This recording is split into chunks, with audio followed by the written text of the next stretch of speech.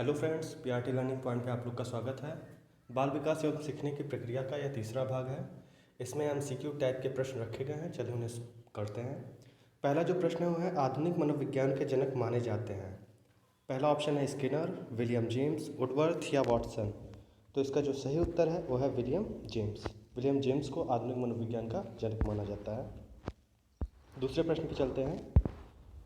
Ego libido का अर्थ है आत्म प्रेम, वस्तु लिबिडो, इनो मनोग्रंथि, इनो सिंटोनिक। तो ईगो लिबिडो का जो अर्थ होता है आत्म प्रेम। इसका जो सही उत्तर है वो आत्म प्रेम। तीसरे प्रश्न पर चलते हैं। एच इरिक्सन के अनुसार मनोलैंगिक विकास की कितनी अवस्थाएं हैं? 8, 6, 7 या 9। तो इरिक्सन के अनुसार मनोलैंगिक विकास की 8 अवस्थाएं हैं। इसका सही उत्तर 8 होगा। अगले प्रश्न पर चलते हैं। शिक्षण विधियों तथा शिक्षण नीतियों में अंतर होता है प्रारूप का, सिद्धांतों का, उद्देश्यों का या पाठ्य वस्तु का। तो इसका जो सही उत्तर है वो है उद्देश्यों का। शिक्षण विधियों और शिक्षण नीतियों में उद्देश्यों का अंतर पाया जाता है। अगले प्रश्न पर चलते हैं।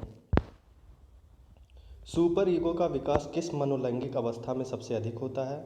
गुदावस्था, अव्यक्त अवस्था, ज्ञानेंद्रिय अवस्था, यौन प्रधान अवस्था। तो जो सुपर ईगो का विकास होता है वो अव्यक्त अवस्था में सबसे अधिक होता है। इसका सही उत्तर है बी, अव्यक्त अवस्था। छठवें प्रश्न पे चलते हैं। किस मनोवैज्ञानिक ने कहा कि चेतन मन के साथ अचेतन मन पर भी ध्यान देना चाहिए?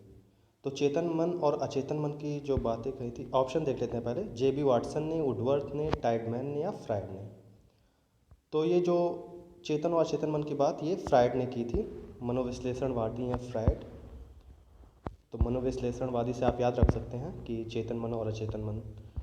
7वें प्रश्न पर चलते हैं। फ्रायड के अनुसार असामान्य व्यवहार का मौलिक कारण है प्रतिगमन, आंशिक दमन, पूर्ण दमन या कोई नहीं।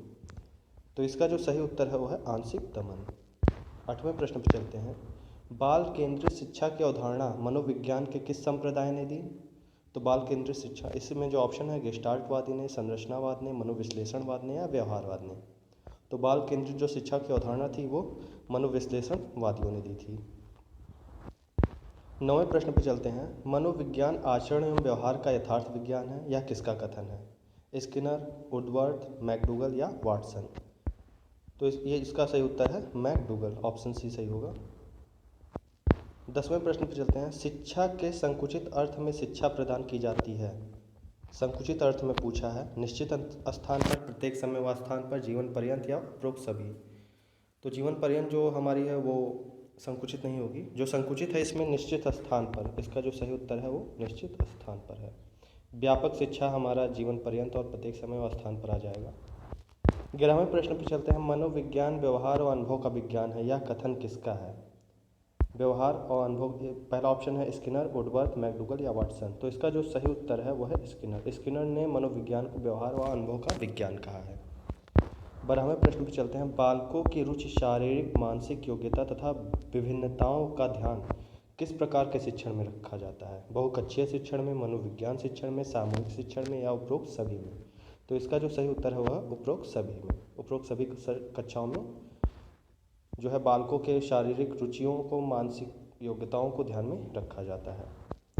13वें प्रश्न पर चलते हैं। वर्तमान में शिक्षा मनोविज्ञान किस अवस्था में है? शैशवावस्था, बाल्यावस्था, किशोरावस्था या वृद्धावस्था। तो इसका जो सही उत्तर है शैशवावस्था। 14वां प्रश्न। निम्नलिखित में से लंबात्मक विधि का अध्ययन किसने किया था? कार्ल सी गैरिसन ने, जॉन डीवी ने, जॉन लॉक ने या किसी ने नहीं। इसमें से कोई नहीं। तो इसका जो सही उत्तर है वो है कार्ल सी गैरिसन ने। 15वें प्रश्न पर चलते हैं। आधुनिक काल में एक परिवर्तन हुआ है। मनोवैज्ञानिकों ने धीरे धीरे अपने मनोविज्ञान को दर्शन शास्त्र से पृथक कर लिया है। यह कथन है रायबर्न का, डीवी का, एम्विल का या गैरेट का। तो इसका जो सही उत्तर है रायबर्न का। 16वें प्रश्न पर चलते हैं। निम्नलिखित में से मनोविज्ञान को मन का विज्ञान किसने कहा है? जॉन डीवी ने, डगलस ने, पेस्टोलॉजी ने या स्किनर ने। तो इसका जो सही उत्तर होगा वो मन का विज्ञान कहा है पेस्टोलॉजी ने। मनोविज्ञान को मन का विज्ञान पेस्टोलॉजी ने कहा है। अगले प्रश्न पर चलते हैं। प्ले वे पुस्तक के रचयिता हैं फ्रायड, वाटसन, मन या हेनरी कॉल्डवेल कुक। तो जो प्ले वे था वो हेनरी कॉल्डवेल कुक द्वारा लिखा गया है। 18वें प्रश्न पर चलते हैं। निम्नलिखित में से शिक्षा का केंद्र बिंदु है शिक्षक, विद्यालय, बालक या उपरोक्त सभी। तो इसका सही उत्तर है बालक। जो आधुनिक शिक्षा है वो बालक को केंद्रित करती है। 19वें प्रश्न पर चलते हैं। किस विधि में प्रयोग के दौरान व्यक्ति का मस्तिष्क दो भागों में विभाजित हो जाता है, जिसमें एक भाग निरीक्षण करता है और दूसरे का निरीक्षण किया जाता है? प्रश्न एक बार फिर से पढ़ लीजिएगा। विधि पूछा गया है जिसके दौरान जो व्यक्ति का मस्तिष्क दो भागों में विभाजित हो जाता है, एक में वो निरीक्षण करता है और एक भाग का निरीक्षण करता है और दूसरे द्वारा निरीक्षण किया जाता है। तो पहला अंतर्दर्शन है, दूसरा जीवन इतिहास है, प्रयोगात्मक या चरित्र लेखन। तो इसका जो सही उत्तर है वह है अंतर्दर्शन विधि। 20वां प्रश्न है, स्किनर किस देश के वैज्ञानिक थे? जापान के, अमेरिका के, इंग्लैंड के या इटली के? तो इसका जो सही उत्तर हुआ अमेरिका के। ये महत्वपूर्ण 20 प्रश्नों का संकलन था। इसके बाद भाग 4 आएगा बाल विकास का।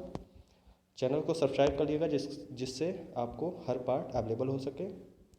और जो भाग 1 भाग 2 है उसका लिंक मैं नीचे डिस्क्रिप्शन बॉक्स में दे दूँगा। जिन्होंने अभी तक वीडियो नहीं देखा वो देख लीजिएगा। इस वीडियो में बस इतना ही। धन्यवाद।